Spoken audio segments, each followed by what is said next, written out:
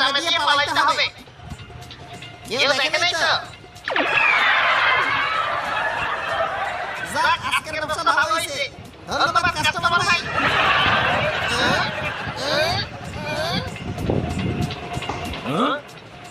বল শালা চোর, আমারটা নিছি তোরটা যে আগে মেরেছি, তুই কি জানিস বলতা? দেখি তো কি আছে শালার মানি ব্যাগে। তোর জীবনটা বেদনা। Bye bye.